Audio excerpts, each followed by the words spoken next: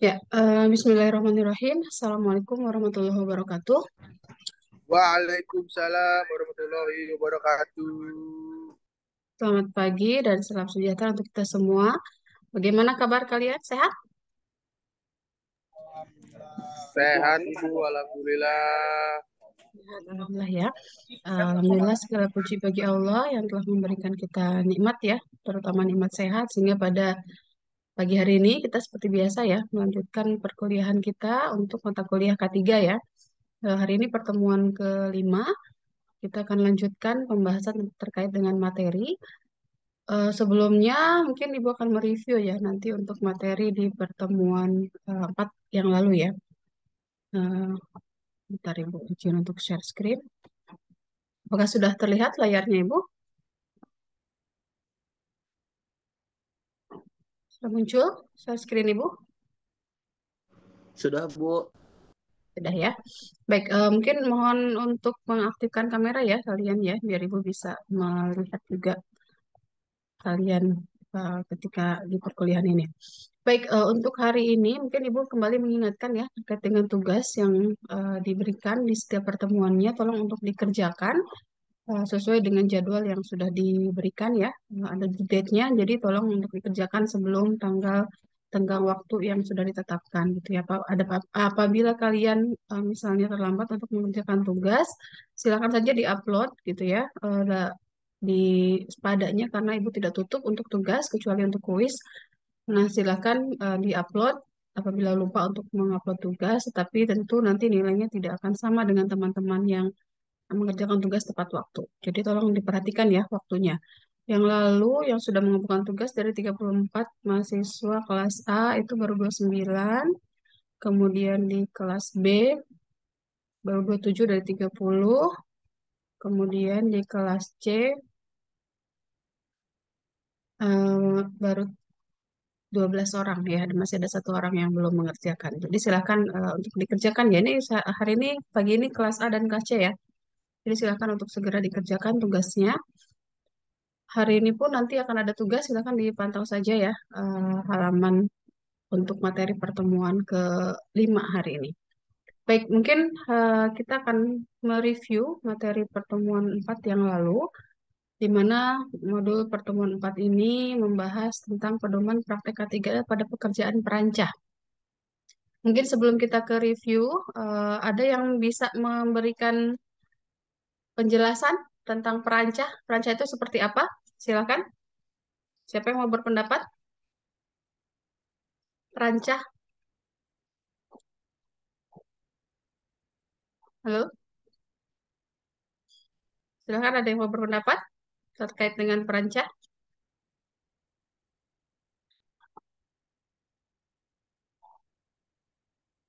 Said mungkin? Said mau berpendapat? Silakan. Perancah itu seperti apa? Baik Bu. Ya, Said silakan.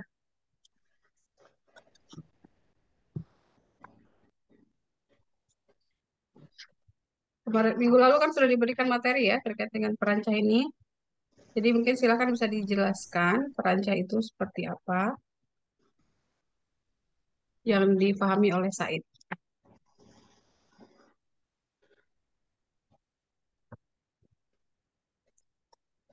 Eh, Halo? Ya silakan. em, Sebentar Bu.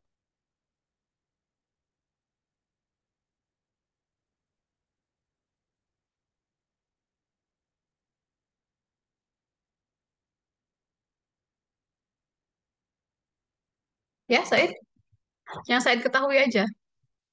Tidak usah cari-cari yang lain ya. Yang Said pahami. Said sekarang semester berapa, Said? Saya semester 2 Bu. Semester 2 ya, oke. Sudah tahu tentang perancah? Perancah itu apa? Perancah digunakan sebagai alat bantu pada konstruksi untuk memudahkan pekerja dalam membangun suatu bangunan Oke. Alat atau bantunya proyek. bentuknya seperti ya, alat bantunya bentuknya seperti apa, Said? Alat bantu yang saya ketahui itu seperti scaffolding Bu, atau apa eh, seperti dari tiap scaffolding dalam bentuk besi atau tangga Mm-mm. atau bambu yang disusun, Bu. Mm-mm. Untuk membantu Bambu-bambu yang pekerjaan disusun apa? Untuk membantu pekerjaan apa perancah ini? pada bidang proyek konstruksi bangunan atau infrastruktur lainnya, Bu. Mm-mm. Seperti Oke. jembatan,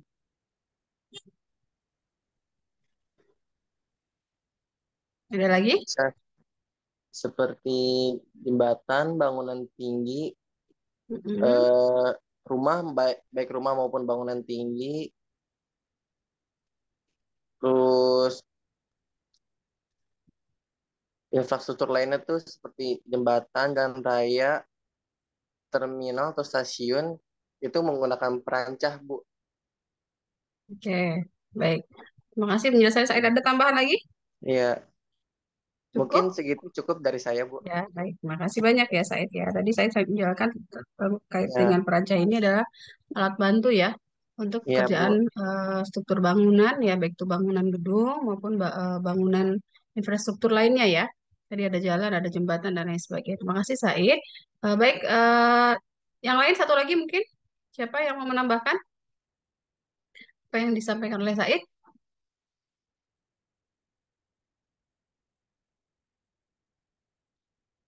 Farhan mungkin, Farhan siapa nih? Farhan Ramadan. Silakan Farhan, menambahkan. Seperti yang saya tadi katakan ya, atau scaffolding ya, atau bahasa tukangnya itu stagger ya.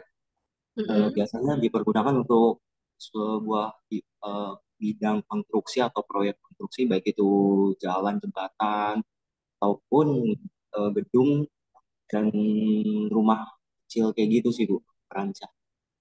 Hmm, scaffolding atau stagger. Ini untuk membantu, tadi kan Said menyampaikan untuk membantu ya. Membantu pekerjaan konstruksi. Membantunya seperti apa? Mungkin Farhan bisa gambarkan. Membantunya seperti misal untuk pemasangan kolom. Nah kan dari pemasangan kolom tersebut pasti membutuhkan stagger atau scaffolding dan Mm-mm. tidak hanya pemasangan kolom saja, baik itu pemasangan balok, atap, plafon, mungkin itu sih Bu yang saya pahami tentang scaffolding. Oke, sebagai penahannya ya, penopangnya ya, Ya, ketika akan membuat struktur ya, baik itu kolom, balok maupun plat. Baik, terima kasih banyak Farhan penjelasannya. Ini memperjelas itu ya, Bu. menambahkan apa yang disampaikan oleh Said. Terima kasih Said dan juga Farhan. Baik, mungkin kita langsung mereview ya untuk materi kita yang lalu. Indikator capaian pembelajarannya adalah mahasiswa mampu memahami penerapkan prosedur K3L pada pekerjaan perancah. Tadi sudah disampaikan bahwa yang namanya perancah yang disampaikan oleh Said dan juga Farhan betul ya bahwa perancah adalah satu platform atau yang sering disebut sebagai stagger gitu ya atau scaffold gitu ya atau satu pelataran kerja area apa namanya lantai kerja yang dibuat untuk sementara dan digunakan sebagai pembantu tadi ya pembantu atau penyangga pada pekerjaan konstruksi yang mana ini akan digunakan nanti oleh tenaga kerja oleh tukang ya ataupun tempat untuk menempatkan bahan ataupun material dan juga alat-alat pada setiap pekerjaan konstruksi. Jadi ini merupakan definisi dari perancah dari Permenaker Nomor 1 Tahun 1980. Kemudian selain berfungsi sebagai pelataran kerja platform atau mempermudah tukang untuk melakukan pekerjaan, sebagai tempat untuk menyimpan bahan, material dan juga alat-alat, juga bekerja untuk pemeliharaan termasuk pembongkaran gitu ya.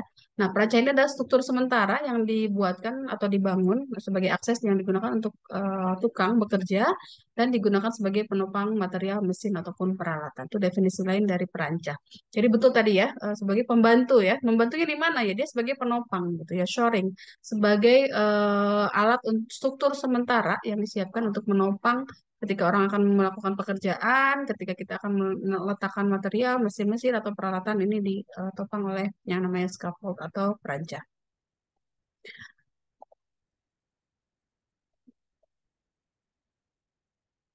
Kemudian jenis-jenis perancah ada banyak ya jenisnya. Perancah berdasarkan penggunaannya ada yang berfungsi sebagai penopang komponen struktur saat masa konstruksi. Kurang lebih gambarannya seperti yang kalian bisa lihat ya di layar. Kemudian perancah yang berfungsi sebagai lantai dan akses kerja. Jadi ada yang sebagai shoring atau penopang gitu ya, scaffold, yang mana dia menopang struktur saat masa konstruksi. Misalnya mau membuat plat atau kolom ataupun balok gitu ya. Mereka kan punya casting ya, cetakan gitu. Nah, di bawah cetakannya itu biasanya ditempatkan shoring atau perancah ini sebagai penopang komponen struktur. Kemudian ada yang namanya perancah untuk akses kerja atau lantai kerja dari tukang itu sendiri. Nah, kurang lebih gambarannya bisa dilihat bentuknya seperti yang ada di layar, yang mampu menahan atau sebagai area akses tukang untuk bekerja.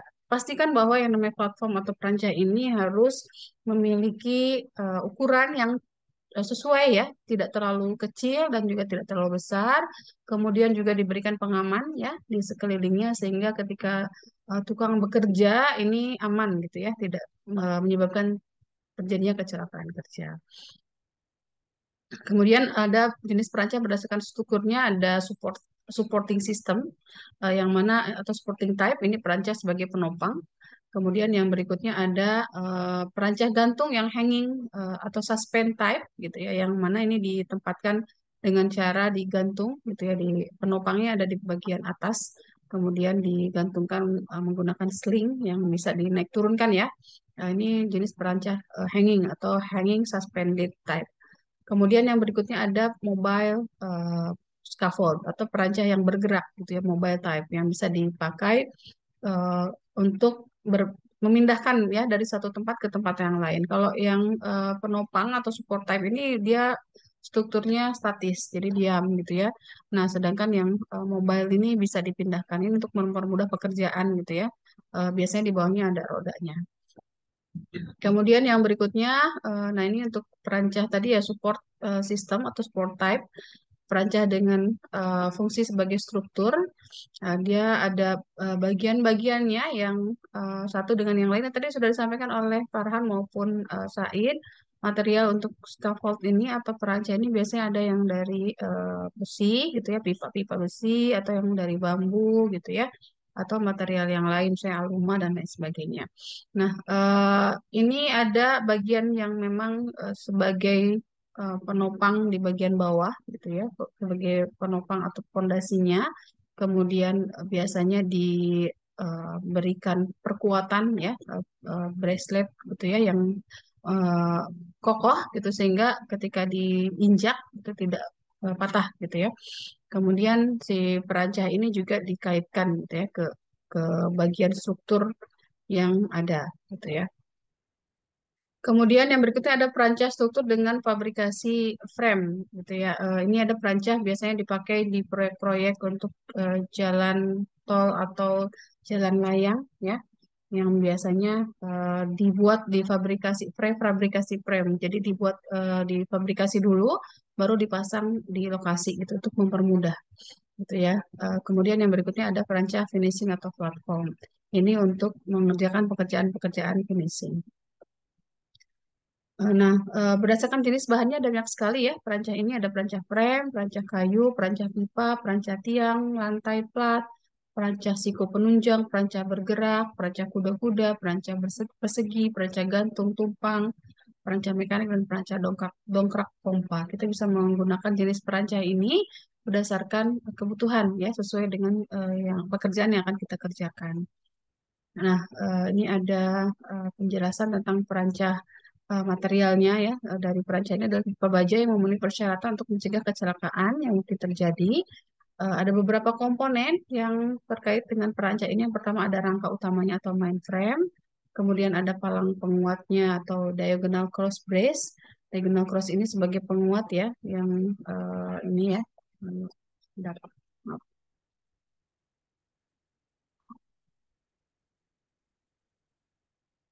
sebentar ya, agak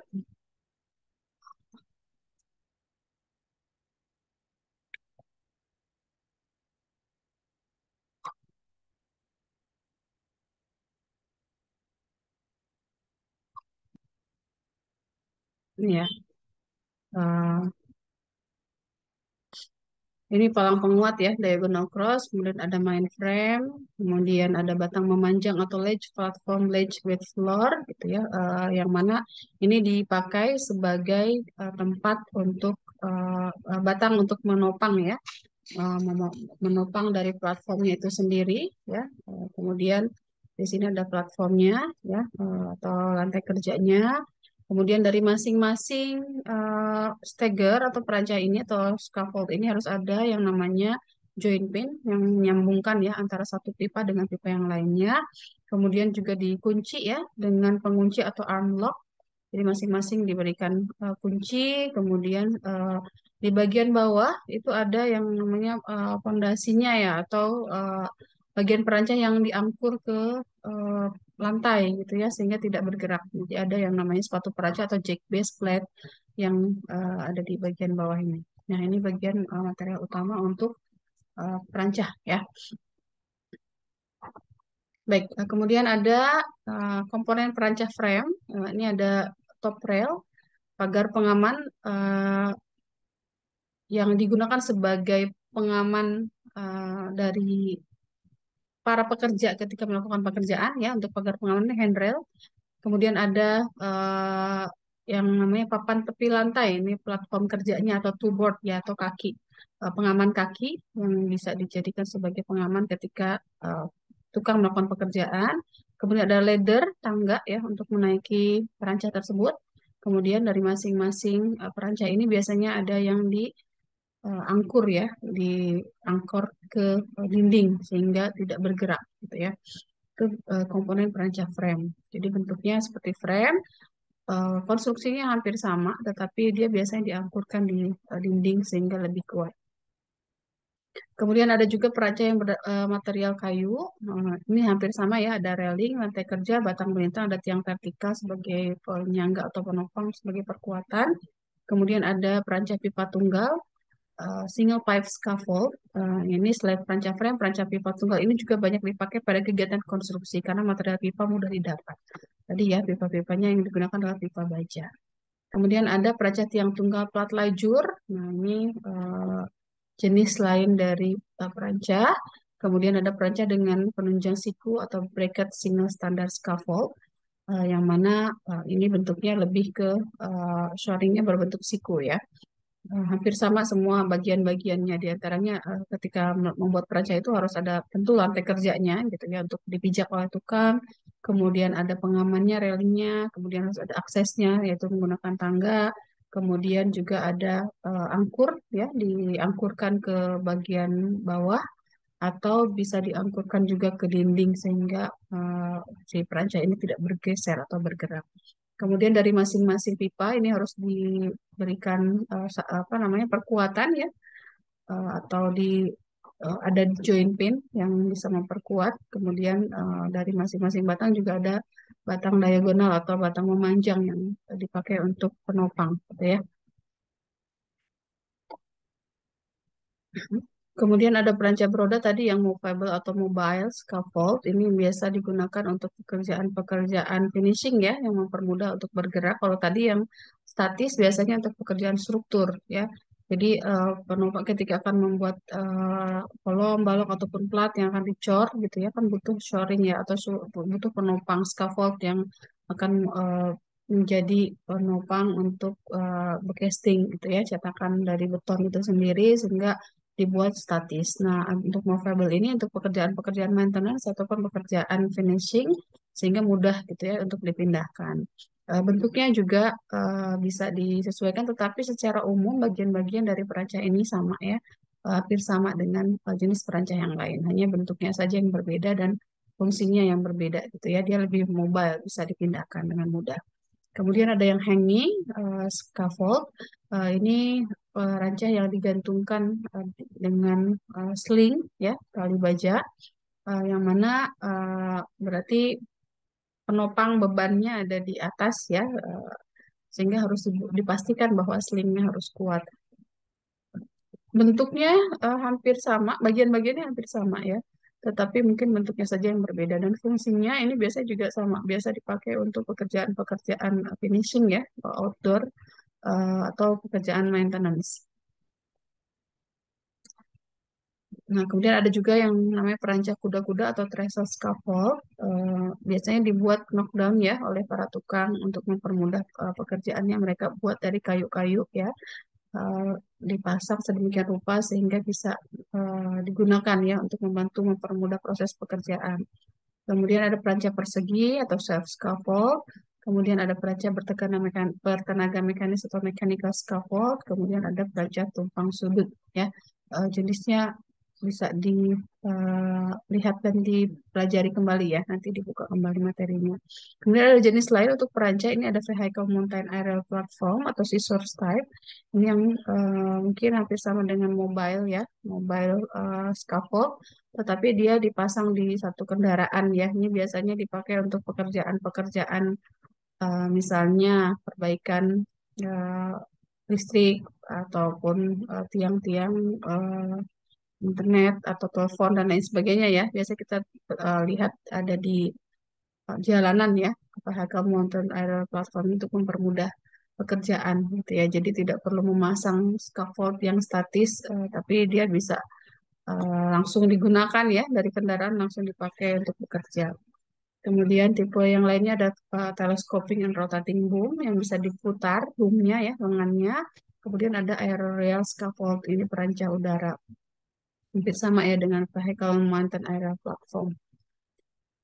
Nah, ketika kita menggunakan perancah, apa yang harus kita perhatikan? Di antaranya perhatikan beban yang nanti akan diterima oleh si perancah ini. Jangan sampai overload ya. Karena kalau misalnya beban yang ditopang oleh perancah ini melebihi kapasitasnya, tentu yang terjadi nanti malah membahayakan, sehingga bisa mencelakai ya para pekerja atau terjadi kecelakaan kerja. Jadi beban yang diterima oleh perancah harus merata dan mencegah bahaya dan menjaga keseimbangan. Kemudian yang berikutnya dalam penggunaan perancah harus dijaga agar beban tidak melebihi kapasitas tadi, tidak dipakai untuk menyimpan bahan kecuali segera dipakai. Jadi sebenarnya tadi kan salah satu fungsi dari perancah itu kan untuk menyimpan material, menyimpan alat-alat, tetapi tidak untuk secara permanen ya. Material maupun alat-alatnya disimpan di sana itu untuk mempermudah ketika bekerja, misalnya mau ngecat, bawa cat ke atas gitu ya. Tapi tidak boleh kita menempatkan material tersebut dalam jangka waktu yang lama. Jadi harus segera dipakai, kalau sudah selesai pekerjaannya segera diturunkan, karena ini akan membahayakan. Kalau misalnya sampai jatuh, itu ya dari atas ini bisa menimpa para pekerja yang ada di bawahnya, ini berbahaya. Kemudian tenaga kerja tidak boleh bekerja di dekat bangunan perancah sewaktu ada angin kencang. Nah, hindari ketika ada angin kencang gitu ya, atau ada potensi gempa bumi dan lain sebagainya gitu ya. Kita harus menggunakan satu prosedur ya keselamatan. Jadi hindari bekerja ketika ada angin kencang, bekerja menggunakan perancah. Gitu ya. Atau kita wajib ketika bekerja di ketinggian harus menggunakan safety harness ya, safety body harness yang dikaitkan gitu ya ke lifeline sehingga ketika ada angin ataupun ada kondisi yang memang menyebabkan kita terjatuh atau terpleset kita masih bisa selamat gitu ya karena tergantung dengan lifeline atau tergantung dengan body harness yang kita pakai. Nah, kemudian yang berikutnya untuk mencegah kerusakan dari bahan perancah ini harus dipasang dengan hati-hati ketika membuat perancah ya tentu pemasangannya tidak boleh asal ya. Kemudian perancangnya harus diberi lantai papan yang kuat dan rapat sehingga dapat menahan dengan aman tenaga kerja. Tadi platformnya ya, lantai kerjanya harus dibuat dengan aman, rapat, tidak boleh ada celah karena bisa memungkinkan terjadinya terjatuh dari pekerja yang sedang berada di atasnya. Kemudian juga harus diberikan railing atau pagar pengaman apabila tingginya lebih dari 2 meter. Jadi kalau perancangnya lebih dari 2 meter, wajib diberikan railing, pegangan ya atau pengaman untuk para pekerja berpegangan terhadap perancah tersebut, gitu ya.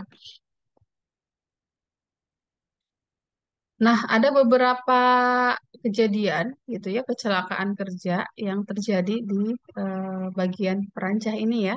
Banyak sekali para pekerja yang memang ketika mengerjakan bangunan tinggi itu ada kejadian perancahnya ambruk, gitu ya. Sebagai contoh ini mungkin tahun lalu ya. Ada scaffold proyek Lampung Bay City ambruk, satu pekerja tewas. Nah, ini harus diperhatikan ya. Makanya perancah ini harus dibuat dengan sekokoh mungkin. Material yang digunakan juga cocok gitu ya, untuk menopang beban yang ada di atasnya, tidak boleh overload. kemudian diangkut dengan baik ke bagian bawah ataupun ke bagian kolom ataupun dinding yang ada gitu ya. Nah, sehingga meminimalisir terjadinya ambruk atau jatuh dari tempat yang tinggi. Nah, kecelakaan-kecelakaan ini perlu diperhatikan gitu ya, karena resiko terjadi kecelakaan kerja, terutama ya untuk pekerjaan untuk bangunan tinggi, bekerja di ketinggian ini merupakan satu resiko yang lumayan besar ya dibandingkan dengan pekerjaan yang lainnya gitu ya. Makanya perlu diperhatikan ketika kita bekerja di ketinggian, nanti kita akan pelajari ada prosedurnya untuk bekerja di ketinggian. Nah, kecelakaan yang terjadi ketika menggunakan perancah di antara adalah pekerja jatuh dari tempat tinggi, material dan alat jatuh mengenai pekerja yang ada di sekitarnya, kemudian perancah kurang aman jatuh menimpa pekerja dan orang lain di sekitarnya, kemudian pekerja terjatuh pada saat naik turun perancah, kemudian terpeleset atau tergelincir, kemudian overload atau kelebihan beban eh, yang terkonsentrasi di satu titik yang mengakibatkan perancahnya roboh, gitu ya. Nah, itu jenis-jenis kecelakaan yang mungkin terjadi ketika kita menggunakan perancah atau memakai perancah sebagai satu bagian bangunan yang membantu untuk proses pekerjaan bangunan.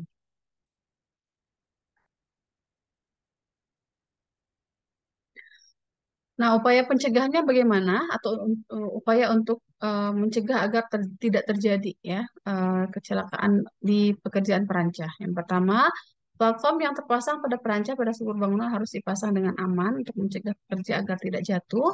Dibuat leluasa ya. Jadi ada ketentuan minimal yang bisa kita pakai untuk membuat satu perancah. Jadi platform itu dibuat, platform itu pijakan ya, pijakannya, papan pijakan untuk pekerjanya minimal 60 cm dibuat dengan perhitungan lebar bahu manusia ya. Sehingga ketika si tukang ini, si pekerja ini bergerak, berpindah gitu ya dari posisi satu ke posisi lain, berbalik dan lain sebagainya itu aman gitu. Jadi jangan terlalu sempit, jangan terlalu pendek gitu ya lebarnya gitu ya sehingga si pekerja bisa ada kemungkinan terjatuh. Kemudian harus dibeli railing atau pagar pelindung sepanjang tepi yang terpapar bahaya jatuh. Kemudian diberi papan pelindung tepi atau toe board di sekeliling tepi platform. Jadi di bagian tepi platformnya itu harus diberikan toe board atau diberikan pelindung ya.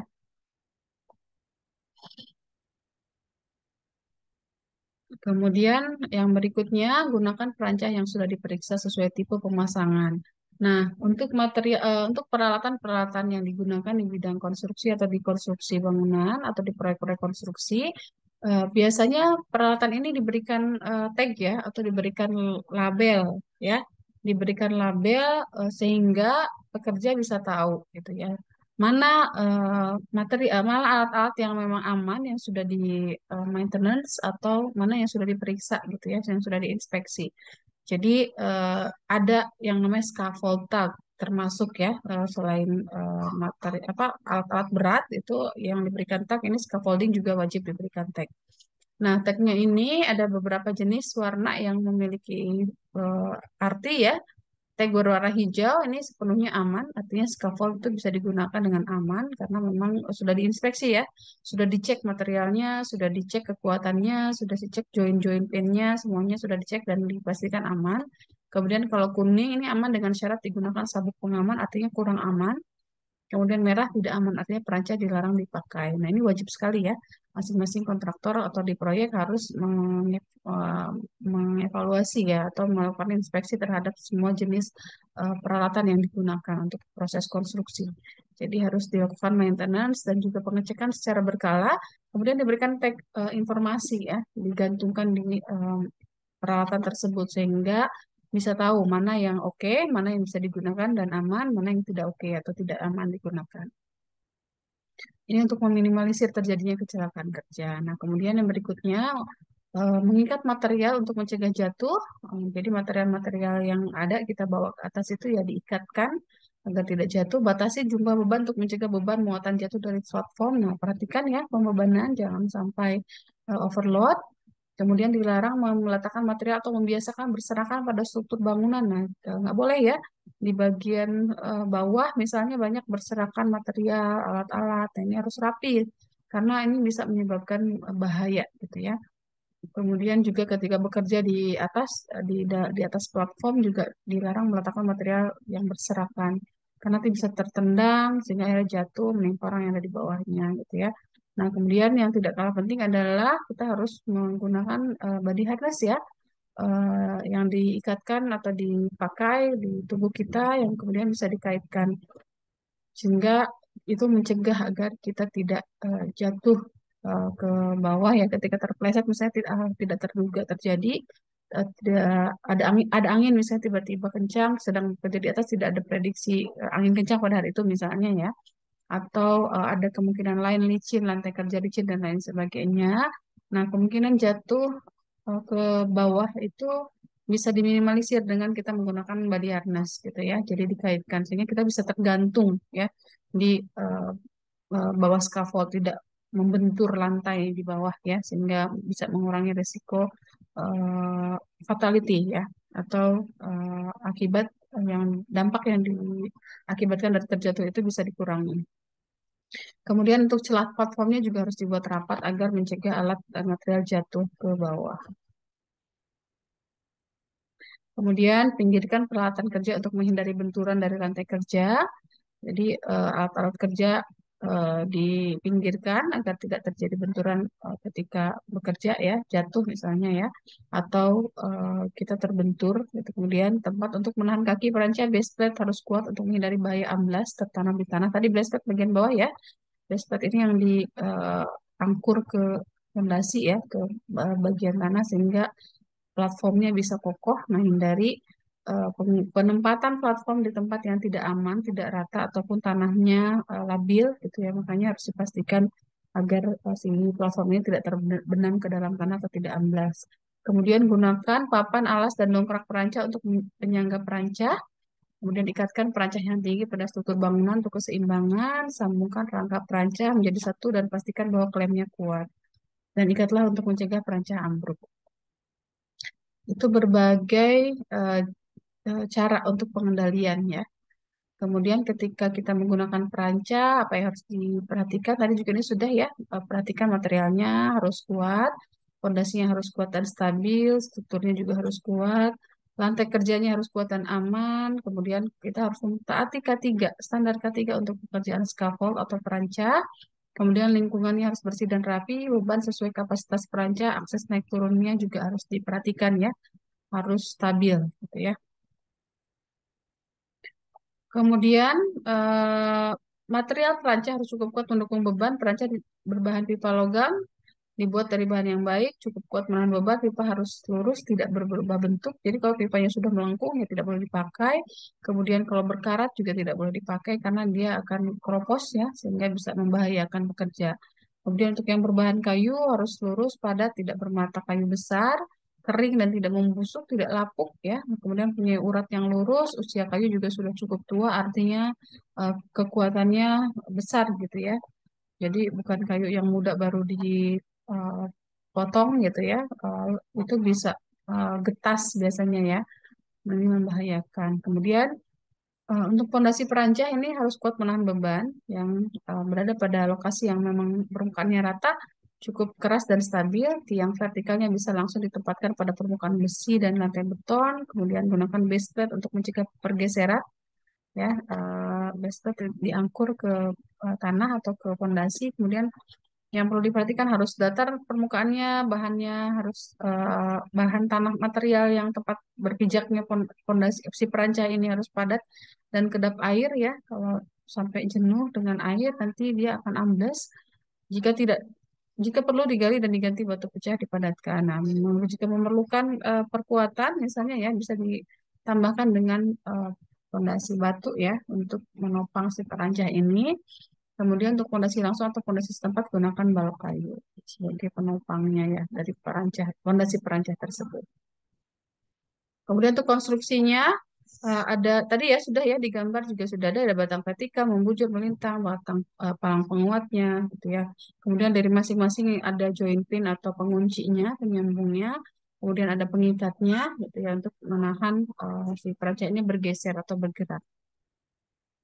Nah, ini untuk platform. Platform ini tadi sudah juga ya dibuat dengan ketentuan jika bangunannya yang sedang dibangun lebih dari 2 lantai, maka si platform ini harus diberikan railing atau pagar pengaman. Kemudian juga harus dibuat dengan lebar yang cukup ya. Tadi minimal 60 cm dengan asumsi bahwa 60 cm ini adalah satu lebar yang memang cocok, cukup gitu, dianggap cukup untuk tukang atau pekerja bergerak gitu ya, berpindah dari satu posisi ke posisi yang lainnya dengan aman. Kemudian harus kuat dan rapat gitu ya, tidak boleh ada celah. Kalau ada celah nanti bisa memungkinkan kita tersangkut ya, sepatu sepatu pekerja tersangkut sehingga bisa terjatuh, atau bisa memungkinkan peralatan atau material-material yang ada di atas yang sedang digunakan terjatuh. Kemudian tenaga kerja yang akan mengakses rantai kerja ini kan tentu melalui tangga ya. Tangga yang disediakan juga harus dibuat dengan aman gitu, yang kuat. Nah, untuk pekerja operatornya wajib menggunakan safety harness atau safety body harness ya. Jadi sling-sling keselamatan yang dipasang di badan, menggunakan safety belt, kemudian safety harness, kemudian ada sepatu safety, helm safety, dan safety gloves atau sarung tangan untuk keselamatan agar tidak licin ya ketika kita memegang railing. Biasanya kan kalau tanpa sarung tangan itu licin.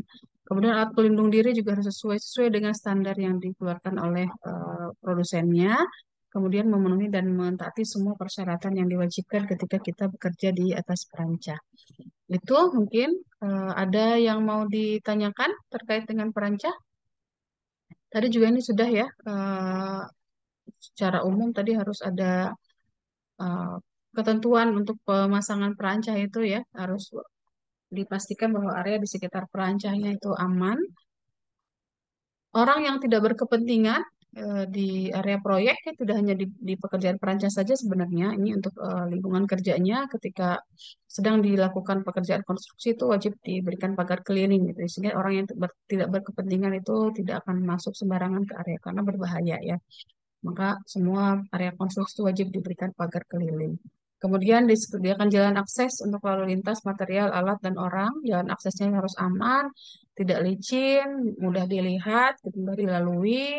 Kemudian ada ketentuan lain ya. Ketika bangunannya adalah bangunan tinggi, selain tadi si perancangnya sudah diangkur gitu ya, dikaitkan atau diberi perkuatan fondasi, kemudian dikaitkan ke dinding, kemudian diberikan railing dan lain sebagainya. Juga untuk bangunan-bangunan tinggi yang lebih dari 5 meter itu wajib menambahkan safety net atau protective net ya. Sehingga tadi di depan ada contoh terjadinya ambruk ya perancahnya gitu ya. Nah, jika terjadi ambruk, nah dengan adanya safety net ini atau protective net ini, tentu material yang ada di atas tidak langsung jatuh berserakan ke bawah, semuanya sebagian akan tertahan, gitu. Sehingga bisa mengurangi fatality atau mengurangi dampak yang mungkin ditimbulkan dari kecelakaan kerja. Makanya wajib memberikan safety net atau protective net ini termasuk APK ya, alat pengaman atau pelindung kerja. Kemudian untuk melindungi dari kejatuhan material harus dipasang perisai pengaman atau protective shield. Kemudian perisai pengaman dipasang antara sudut 20 sampai 30 derajat. Nah, ini yang disebut dengan protective shield ini ya. Kalau protective net itu jaring-jaring yang tadi ya di sekeliling ini kan diberikan jaring ya.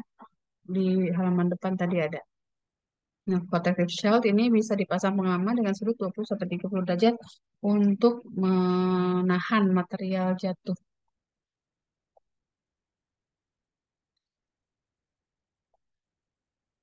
Kemudian tadi jalan akses harus cukup lebar, tidak licin, mudah dilihat.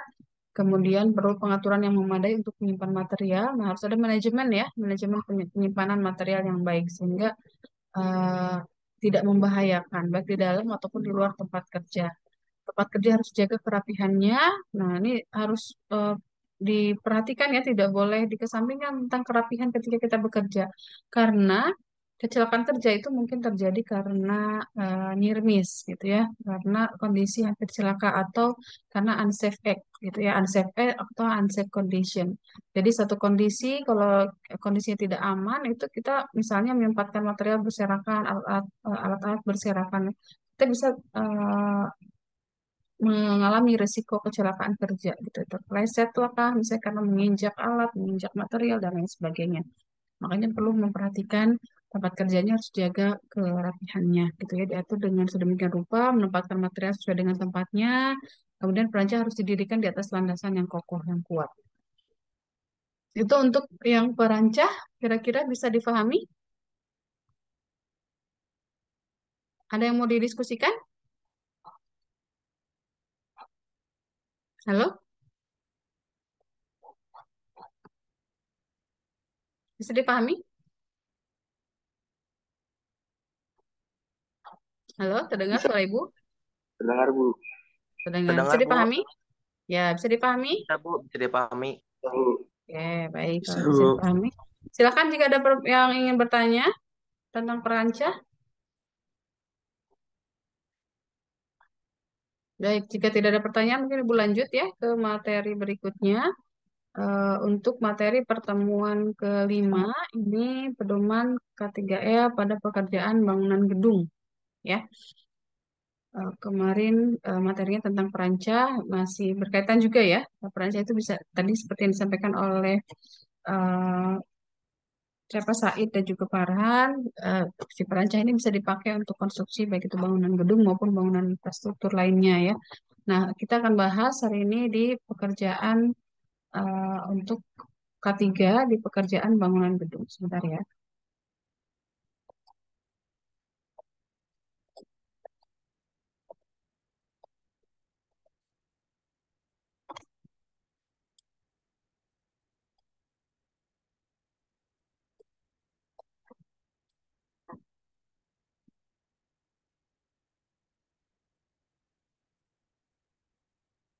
Ya, nih.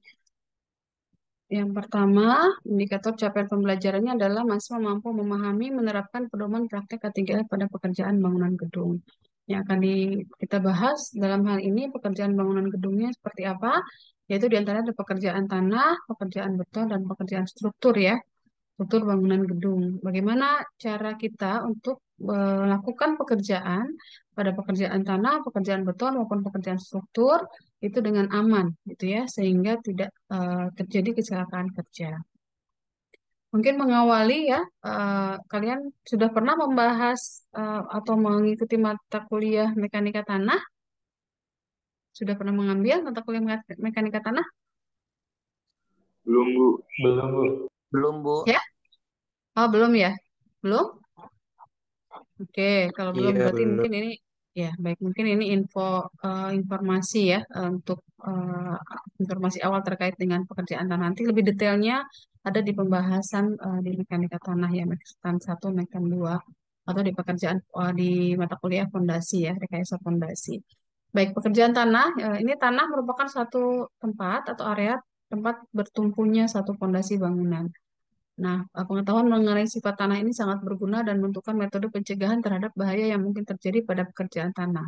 Tanah ini menjadi penting gitu ya ketika kita akan membuat satu konstruksi bangunan, karena di tanahlah terpasang gitu akan dipasang yang namanya fondasi. Fondasi ini menjadi penopang ya, penopang struktur dari sebuah bangunan.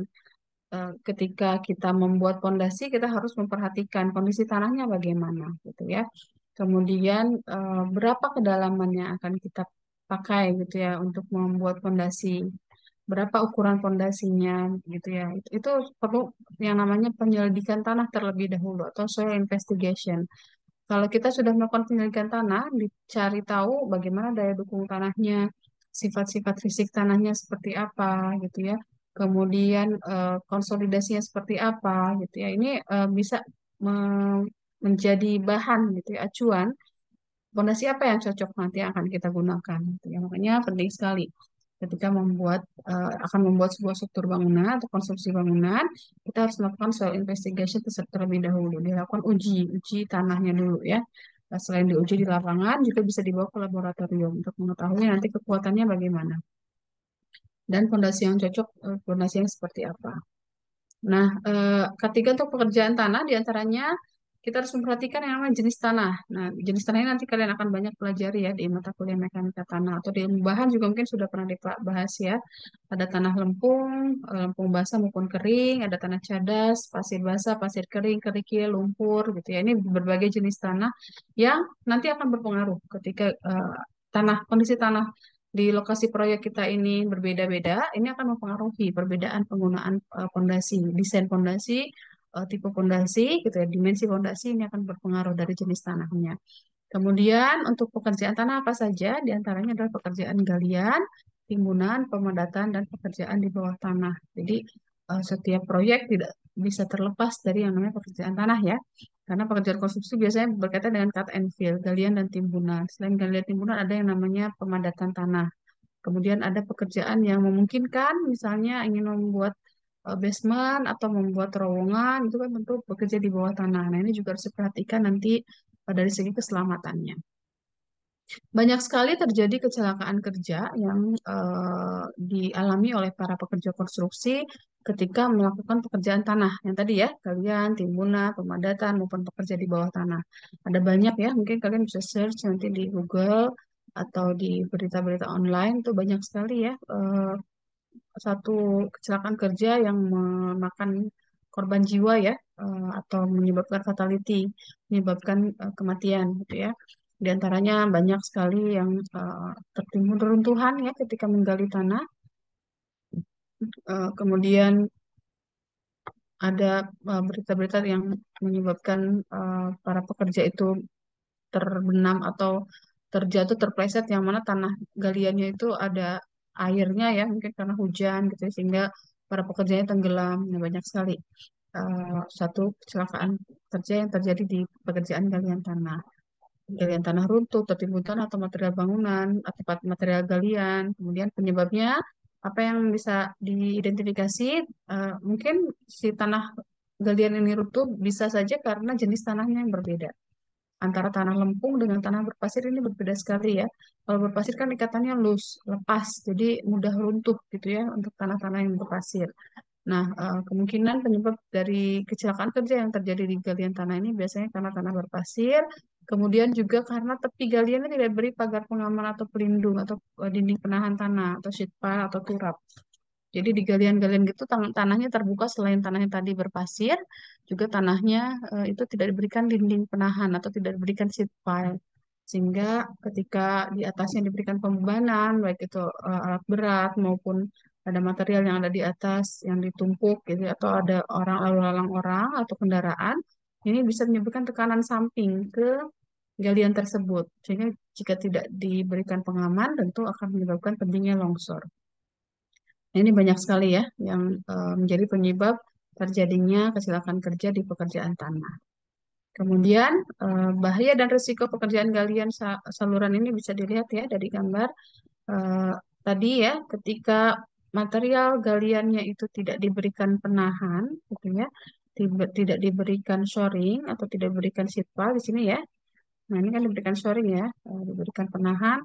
Maka ketika ada pembebanan dari alat berat, dari kendaraan, ataupun dari lalu lalang orang, kemudian dikenai hujan, gitu ya, biasanya si tanah ini akan mengalami keruntuhan, gitu ya.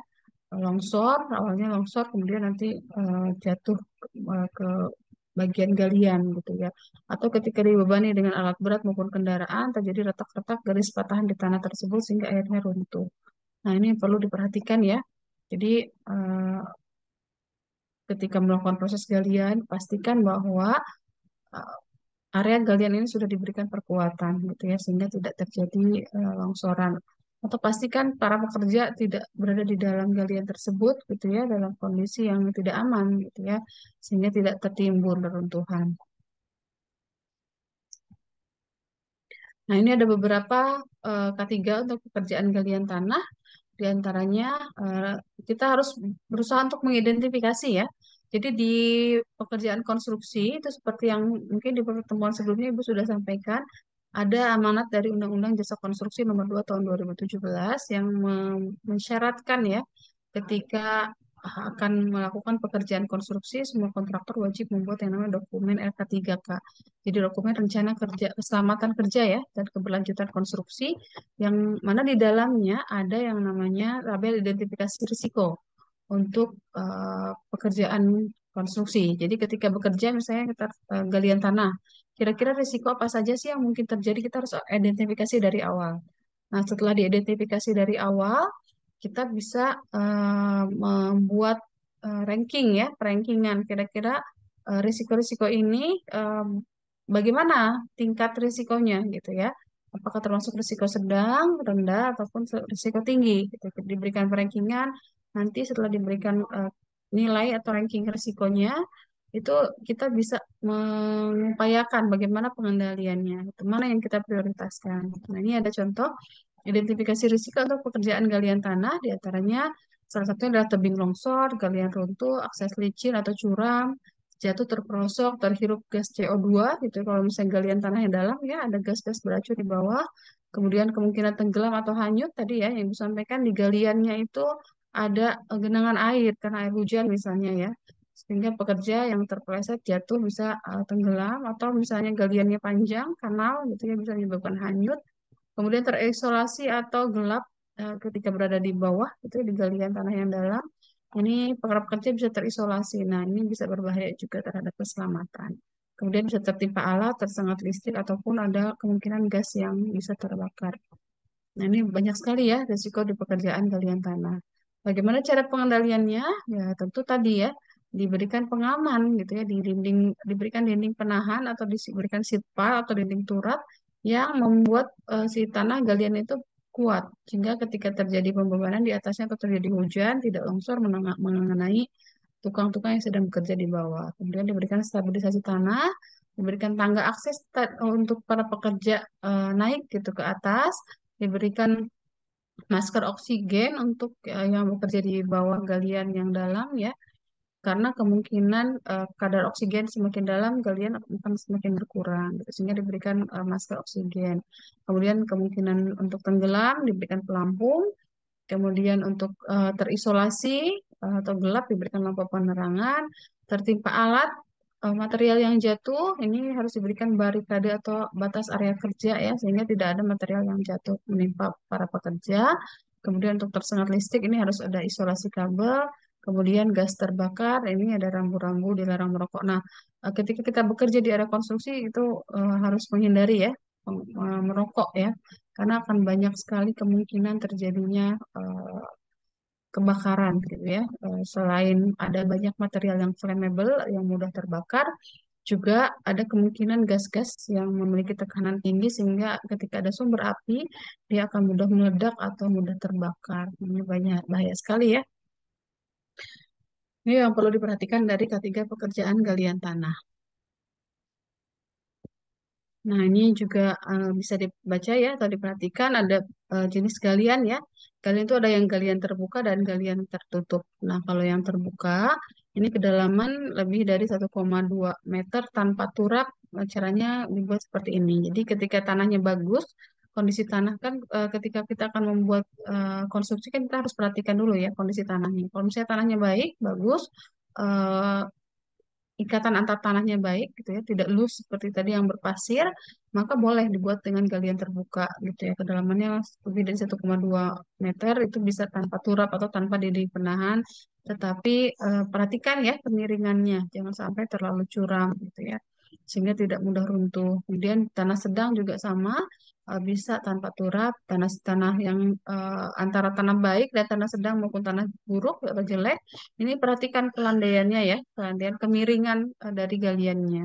Semakin buruk jenis tanah, maka harus dibuat semakin landai. Gitu. Jangan terlalu curam, karena ini untuk menghindari terjadinya keruntuhan.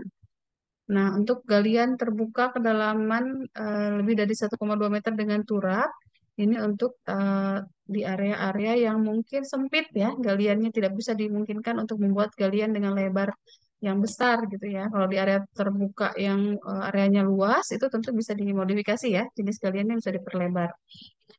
Nah, sedangkan di area pemukiman misalnya atau di jalan perkotaan kan tidak memungkinkan gitu ya, areanya di area galiannya dibuat lebar, itu kan tentu akan mengganggu ya, mengganggu lalu lintas dan juga tidak ada space gitu.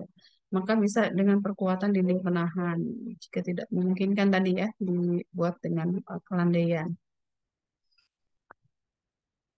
Nah, ini juga sama ya, pekerjaan galian tanahnya memperpanjang waktu pelaksanaan tanpa alasan yang tepat dilarang ya. Jadi pekerjaan tanah ini wajib untuk dikerjakan tepat waktu, termasuk pekerjaan yang kritikal. Jadi tidak boleh ditunda-tunda karena berkaitan dengan hujan, berkaitan dengan pembebanan dan lain sebagainya. Semakin lama area galian ini terbuka, itu akan semakin besar ya bahayanya. Makanya harus segera untuk diselesaikan. Kemudian tadi salah satu pengendaliannya adalah dengan yang namanya memberikan perkuatan tanah, gitu ya, atau perkuatan tebing dengan dinding penahan tanah atau retaining wall, ya, kurang lebih bentuknya seperti ini. Ada juga yang menggunakan satu sistem eh, perkuatan tanah dengan menambahkan material tambahan ya, geotextile gitu di tanah tersebut itu untuk memperkuat tanahnya. Nah, ini ada rekomendasi untuk perkuatan tebing. Tabel ini tidak berlaku untuk tanah yang kondisinya kompleks. Artinya bisa digunakan untuk jenis tanah yang tertentu ya. Ada tanah humus, lempung, berlumpur, batu lepas, dan pasir.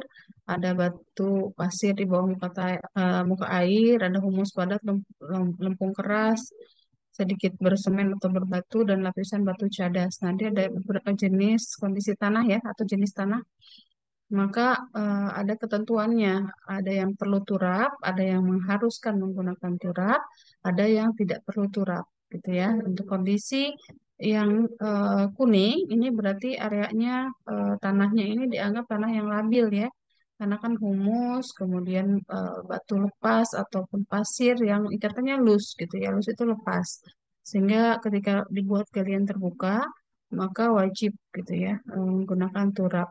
eh, Tertutup ya atau close sheeting.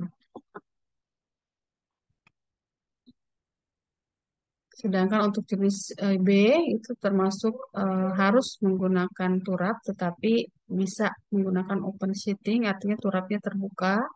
Kemudian untuk jenis A ini tidak perlu turap karena jenis tanahnya dianggap kuat gitu ya. Tapi tadi dengan catatan tidak boleh lama-lama ya proses pekerjaannya harus segera diselesaikan. Itu untuk pekerjaan tanah, galian tanah. Berikutnya adalah pekerjaan bawah tanah. Mungkin Ibu mau tanya dulu ya. Kira-kira bahaya apa sih yang mungkin terjadi ketika kita bekerja di bawah tanah? Silakan. Siapa yang mau berpendapat? Oh, Ya, Rifki, silakan. Ya, Rifki. Halo. saya beberapa itu satu resiko yang berjebak ini itu tadi yang salah. Halo, Rifki. Ibu tidak bisa mendengar. Maaf. Putus-putus ya suaranya. Apakah internet Ibu atau teman-teman mendengar jelas apa yang disampaikan Rifki? Fatih? Putus juga, Bu. Oh, putus-putus. Coba diulang, Rifki. Aku udah berjelas. Oh, sinyal sepertinya ya, Rifki ya. Baik. Mungkin bisa di kolom chat ya, Rifki ya. Silakan diketik ya. Terima kasih, Rifki, ininya ya, kesediaannya untuk menjawab pertanyaan Ibu. Silakan diketikkan di kolom chat. Yang lain silakan sambil menunggu Rifki. Ada yang mau mengidentifikasi risiko kemungkinan pekerjaan di bawah tanah apa saja? Halo? Ibu tunjuk saja ya kalau tidak ada yang berpendapat. Tadi Rifki, kemudian ada yang mau mengumpulkan pendapatnya? Kira-kira apa saja sih bahaya kita ketika bekerja di bawah tanah ya? Jadi misalnya ada galian terowongan gitu, tunnel gitu ya. Nah, kira-kira bahaya yang mungkin terjadi itu apa saja? Risiko yang mungkin terjadi apa saja? Ada yang mau berpendapat? Selain Rifki tadi, silakan Rifki jawabannya ditunggu ya Rifki ya di chat ya. Keaktifan kalian Ibu berikan ini ya nilai ya. Jadi mohon untuk aktif di perkuliahan. Ada yang mau berpendapat? Eh, ini Bu, Ya, silakan. ter, Efram. ya Bu, Ya, silakan Efram. Mm-mm. tertimbun tanah, kekurangan oksigen atau menghirup gas beracun Bu. Oke, tertimbun tanah, kemudian kekurangan oksigen dan menghirup racun ya, terhirup gas beracun. Oke, terima kasih ya Efram ya. Rifki, sudah diketik jawabannya atau sama dengan Efram? Nah, ini Rizky ya, terima kasih ya. Risiko yang bisa terjadi pada waktu bekerja di bawah tanah itu terjadi pergeseran tanah yang bisa saja menyebabkan longsor. Oke, baik. Bagus sekali ya Rizky ya. Terima kasih banyak. Jawabannya betul ya. Tadi yang disampaikan oleh Efra maupun Rizky ini benar ya. Salah satu risiko yang mungkin terjadi ketika kita bekerja di bawah tanah gitu ya. Mungkin saja tanahnya terjadi pergeseran gitu ya. Karena tanah itu kan kondisi tanah kan beda-beda ya. Misalnya tanahnya labil, kemudian terjadi ada gempa gitu ya atau tanah itu kan setiap tahun mengalami pergeseran atau penurunan level muka tanah. Nah, ini juga berbahaya ya. Nah, ini bisa menyebabkan longsor sehingga bisa tertimbun reruntuhan tadi yang disampaikan oleh Efram ya. Jadi bisa tertimbun, reruntuhan, kemudian bisa kekurangan oksigen dan juga bisa terhirup gas beracun. Terima kasih ya atas tanggapannya dari Rifki maupun uh, Efram ya, Rifki dan Efram. Baik, nih ada beberapa pekerjaan di bawah tanah yang memungkinkan bahaya ya, risiko bahaya untuk keselamatan ya atau kesehatan. Yang pertama terhirup gas beracun, betul ya. Yang mana di dalam semakin dalam galian tanah itu akan ada risiko ada gas-gas yang mungkin dikandung oleh tanah tersebut sehingga bisa memungkinkan terhirup gitu oleh para pekerja. Kemudian juga ada kemungkinan gas yang bertekanan tinggi ya. Kalau ada gas bertekanan tinggi dipantik oleh sumber api misalnya ya, nah ini kan mudah meledak dan terbakar, ini berbahaya. Kemudian juga bisa kekurangan oksigen, defisiensi oksigen. Makanya perlu ketika kita bekerja di bawah tanah ini harus menggunakan yang namanya APD yang cocok gitu ya. Di antaranya kita harus pakai helm safety, masker oksigen gitu ya. Sudah bawa tabung oksigennya, kemudian disediakan ventilasi udara yang cukup itu sehingga pekerja di bawah itu bisa bernafas gitu ya dengan aman. Kemudian juga membawa alat komunikasi gitu ya yang bisa diakses ya, dan bisa disambungkan ke pekerja yang ada di atas gitu, sehingga ketika terjadi kedaruratan dia bisa menginformasikan. Kemudian sebelum dilakukan pekerjaan harus diinspeksi dulu, dicek dulu apakah di dalam galian tanah tersebut ada gas yang beracun, ada gas yang mudah terbakar gitu ya. Kemudian ada antisipasinya nanti gitu ketika terjadi keadaan darurat. Harus punya APAR gitu ya, alat untuk pemadam kebakaran ringan. Kalau misalnya terjadi ledakan atau terbakar di dalam tanah, maka bisa langsung dipadamkan sehingga api tidak langsung menyebar gitu ya. Kemudian harus segera yang berada di atas itu harus standby gitu ya, segera melakukan pertolongan. Nanti ada pembahasan tersendiri ya terkait dengan pekerjaan di bawah tanah atau di area terbatas ya namanya ya. Nah ini ada pekerjaan bawah tanah, identifikasi risiko terhadap pekerjaan tanah, terhirup gas beracun, ada gas bertekanan tinggi, mudah terbakar, dan kadar oksigen berkurang. Nah, kurang lebih gini banyak sekali ya sekarang proyek-proyek yang berada di dalam tanah itu biasanya membuat terowongan gitu ya, membuat tunnel gitu ya, dan lain sebagainya. Ini memungkinkan bahaya yang sangat tinggi gitu ya, termasuk untuk pekerjaan-pekerjaan bukan sipil ya, seperti pertambangan misalnya juga identik ya. Nah, yang berikutnya ada pekerjaan sumuran, kemudian ada pekerja di ruang bawah tanah, bekerja untuk pemancangan, untuk pekerjaan strukturnya ya. Ini nanti silakan diteruskan ya, dibaca, dipelajari, identifikasi risiko apa saja yang mungkin terjadi, kemudian bagaimana cara pengendaliannya ya. Ini dipelajari. Baik, mungkin sampai sini dulu. Kira-kira ada yang mau didiskusikan atau ditanyakan? Jadi ketika akan melakukan pekerjaan konstruksi, kita wajib melakukan identifikasi risiko dan mencari cara untuk pengendaliannya bagaimana, gitu ya. Jadi selain diidentifikasi, kita harus tahu proses pengendaliannya seperti apa, sehingga ketika terjadi sudah ada antisipasinya, gitu ya. Kita berharap tidak terjadi kecelakaan kerja ya, tidak terjadi bahaya. Tetapi di awal sudah harus diidentifikasi, sudah ada cara-cara pengendaliannya, bahkan sudah ada penanggung jawabnya nanti siapa yang akan bertanggung jawab, harus bagaimana ketika terjadi kedaruratan, kemudian berapa biayanya itu sudah harus diestimasi dari awal ya, sejak sebelum proses konstruksi itu dibangun. Jadi pada proses tahapan tender biasanya untuk proyek-proyek yang dilelang ya, yang pakai pekerjaan dari pemerintah biasanya dilakukan proses tender harus memiliki dokumen K3 yang memuat ini, identifikasi risiko dan pengendalian risiko. Sehingga ketika nanti proses pekerjaannya berjalan atau berlangsung, kedaruratan-kedaruratan atau risiko-risiko yang mungkin terjadi ini sudah bisa diantisipasi dan sudah ada pos biayanya gitu. Jadi tidak memakan biaya atau tidak mengambil dari biaya operasional atau biaya untuk konstruksi gitu ya. Seperti itu. Jadi perlu diidentifikasi sejak awal sehingga bekerja itu sudah ada pos-pos biayanya ya. Adapun jika tidak ada kecelakaan kerja itu yang diharapkan ya. Jadi prosedur K3 itu diterapkan untuk zero accident, tidak ada kecelakaan, tidak ada fatality gitu ya. Nah, kalau zero accident itu bagus gitu ya. Kontraktornya berarti bekerja dengan prosedur yang baik. Kemudian biaya-biaya yang tadi dialokasikan untuk risiko, pengendalian risiko itu bisa dipakai sebagai biaya untuk profit atau keuntungan. Seperti itu kurang lebih. Nanti bisa kalian pelajari ya materi berikutnya ada identifikasi risiko untuk pekerjaan pemancangan, kemudian struktur, kemudian pekerja di ketinggian dan lain sebagainya, pembesian dan lain-lain. Sampai sini ada yang mau ditanyakan?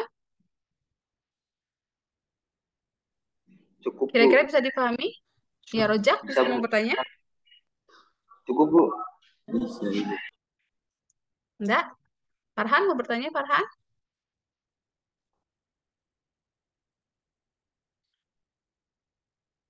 Tidak ada pertanyaan? Cukup jelas? Nah, cukup jelas, Ibu. Cukup jelas ya. Baik, kalau cukup jelas mungkin sampai sini ya Ibu akhiri ya untuk pertemuan kita di kelas A dan kelas C. Nanti kita lanjutkan minggu depan insya Allah. Ada tugas yang bisa kalian cek ya di pada silakan dipelajari, dibaca dengan baik, pelajari dulu materinya, kemudian nanti bisa mengerjakan tugasnya dan juga ada kuis ya. Kuis adalah dari materi yang Ibu berikan. Jadi silakan dibaca materinya sampai tuntas, kemudian kerjakan kuisnya. Untuk absensi nanti Ibu share di grup ya. Eh, karena belum diaturkan untuk kodenya. Mungkin itu saja jika tidak ada pertanyaan Ibu akhiri untuk pertemuan kita kali ini. Terima kasih atas perhatiannya. Ibu akhiri, billahi taufiq wal hidayah. Wassalamualaikum warahmatullahi wabarakatuh. Waalaikumsalam.